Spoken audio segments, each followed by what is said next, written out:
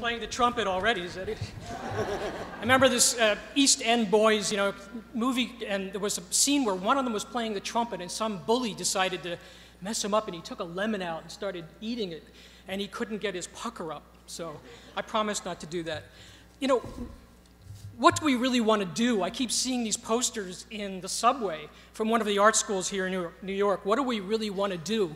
And then other posters show you can be a copywriter, you can be a computer designer. We're still being called out to, even in this crash of the economy, to be creative. We all have to be creative now, or face the consequences, which is precariousness, etc. The question is, how do you be resistantly creative, especially in an economy that's calling out to you to be creative? I'm just going to try to show you very quickly a little history about some options, some possibilities that hopefully will set us up for the next people. And am I hitting the red? There we go. Okay.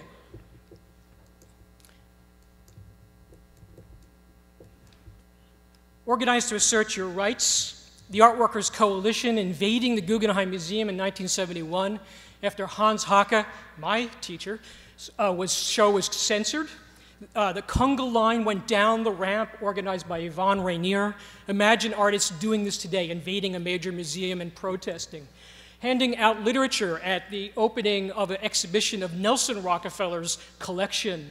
And Nelson Rockefeller that same year had put down the Attica uprising brutally here in New York. It was also the year that the staff workers at the Museum of Modern Art organized. Art Workers Coalition also inspired a contract so that artists could receive royalty payments on a resale of a work, something that has become law in some states since then, but it's mostly not considered proper. This contract also allowed you to take work back once a year, to show it if you wanted, to make repairs on your work so that you had control over it. The Art Workers Coalition also asked for museums to deaccession older works so they could create a health care and pension system for living artists. Imagine that. We wouldn't need the APT if we did that, would we? Reinterpret official histories. An anti-catalog. Several years later, the mid-1970s, Artists Meeting for Cultural Change. The Whitney Museum decided they were going to have the 200th anniversary of the founding of America in 1976, and they were going to put in John D. Rockefeller's collection. One woman, one African American was the only people in that exhibition other than white men. The anti-catalog was designed to be a sort of response to that. And it was in some ways one of the first instances of a kind of social history of art applied to the American context.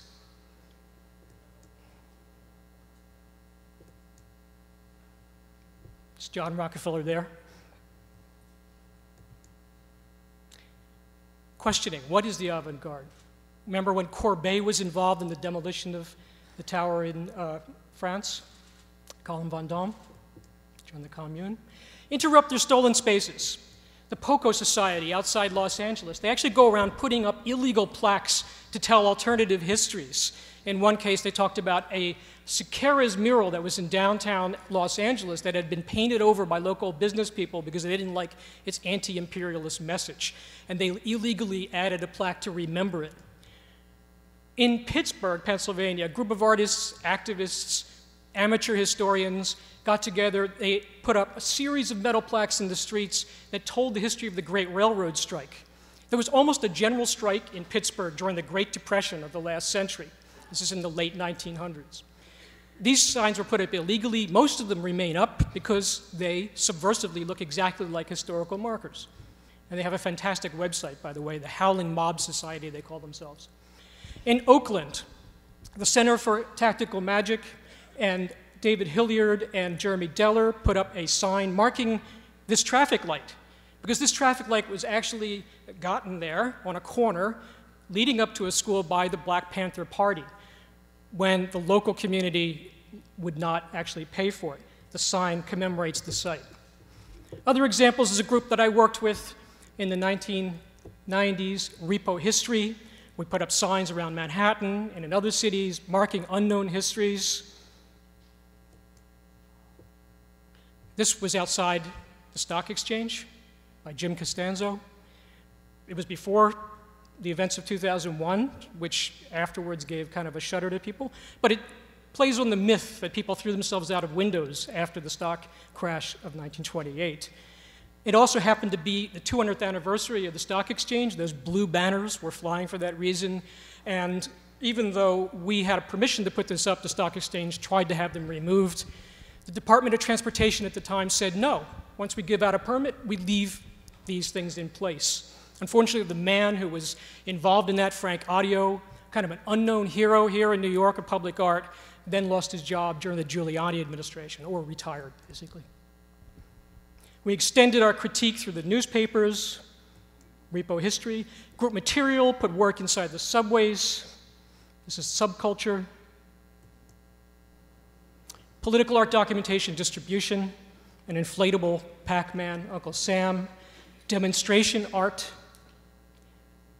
which leads me to the next section, archive yourselves, document yourselves. PADD, or Political Art Documentation Distribution, has an archive at the Museum of Modern Art, and you can go visit it, you can make an appointment online, and you can see lots of other activist art from the last 30, 40 years primarily. Reinvent institutions, just as Paper Tiger has, Carnival Knowledge in the 1980s, group material, and the group that we just saw, WHW, rethinking the very notion of the biennial by making it transparent. And you must imagine your own community as well. Critical Art Ensemble, which had only recently, Steve Kurtz had been under investigation by the FBI and the Justice Department, only recently got off the hook. We have to imagine our communities and we have to defend our communities.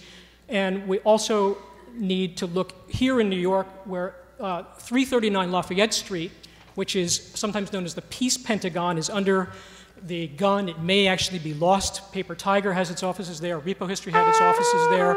PADD had its offices there. Go to the website and try to help secure this space. It's a very important one for New York. Thank you.